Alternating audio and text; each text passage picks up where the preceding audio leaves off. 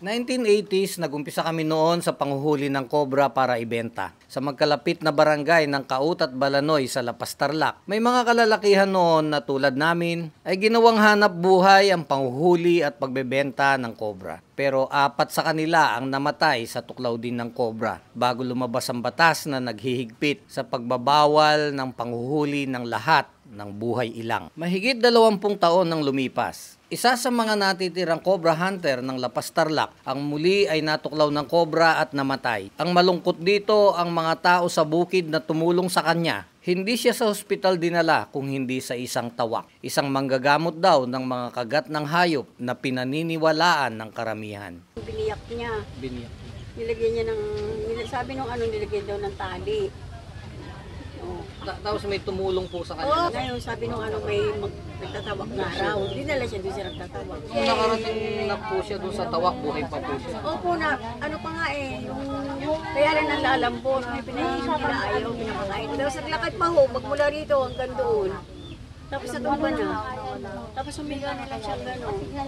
O tapos nung dumating kami, sabi nung mama, ayan na yung sundo mo. O tapos nung unikit na. Parang inantay lang niya kami. Pero in-applyan po siya nung sistema ng panggagamot ng tawak. Ano pong ginawa sa kanya?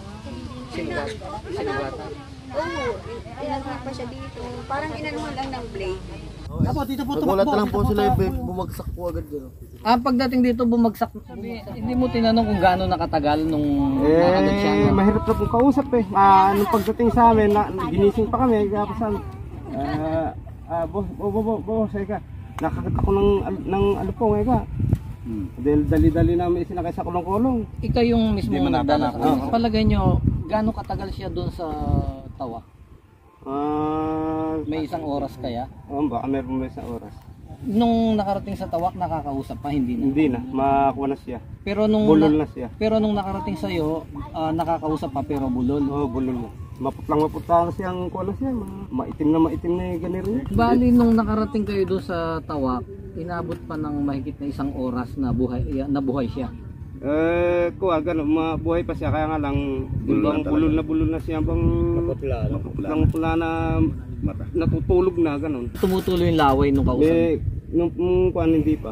Pero pagdating doon, sabi nung mga nandun, tumulo na rin lawan. Nung pong binababa ako sa motor, inalaya ko pang nakalakad pa siya? Nakalakad pa na, akay ko. Pero nabubal na siya. Pero bakit tawak ang inisip nyo pagka may nakagat talaga ng ahas? Tawak po. Nagsisipsip po talaga ng kuha. Sa bangkitong kawayang ito, dito ginagamot ng tawak ang bawat pasyente. At dito, mahigit 1 oras na nakahiga si Katasyo hanggang tuluyan siyang mamatay. Kasama natin na namatay, dito na kinuha na nakahiga dito yung patay. Hindi kami nahirapang hanapin ng tawak. Kilala siya na lahat. Kumbaga sa kuha, palat lang. Talagang ginawa ko ng parang. Pero kabisado mo yung mga sintomas ng Kadaing ng papabangot sa akin. halimbawa ay Grabe na, silang talaga nagkukumparo, nakita ko ilang grabe na. Sinitsip niya eh. Naku ka ako tumulol, sinitsip ka ako. ibig mong sabihin bro, dapat hindi sinisip. Opo sinitsip niya ng sarili. Siya ibubugay, baka yung naikuhan niya, baka si Rapi niya eh. Kung merong nakagat ng ahas, pinapayo mo na wag na lang gagalawin, basta didiretso lang sa'yo dito. Hindi po, basta ibig sabihin, marami ko nagagamot siya. Tanong mo sa mga pisang ko na yan. Sa kagat naman ng aso. Nilagnat siya. Mabigat yung mata. Mabigat yung bato. May ganito nga ako mga. Bumili ka ng blend. May dala na pansin. Hindi po itong ginagawa ito. Awa na yun kasi. Sa kagat ng ahas, gano'n nakadami yung mga... Ay, marami na po Ang namatay? Hindi, buhay Buhay. Pero pila na yung namatay na dalawa lang. Dalawa pa. Hindi, patero din. Ay, yung isa nga pala, patero nga pala yung... Si Dante yung kapitan ng Kamawan. Yung mga sinasabi mong napagaling mo, anong sintomas nila? Ano yung nakita mong sintomas nila? Nakagat po na. Hindi, yung sintomas, yung nararamdaman nila. Kagaya nung itong... Sa aso. Hindi. Hindi naman po grabe gano'n. Hindi grabe. Naglalakad. Oo, naglalakad na siya ng kuha. Hindi grabe, hindi pa din. Okay pa siya. Kasi nagkakaiba-iba kayo ng proseso nung panggagamot, di ba? Marami kasing mga tawak sa iba-ibang lugar. Iri po talaga, bigay ng kalooban ng Panginoon Oo. Diyos kayo na.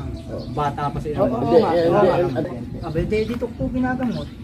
Sa may Sa- kagat niya na yun. Pag grabe na, dito kung bibihiwa ng bagya po. Anong ilalagay niyo dun sa sugat?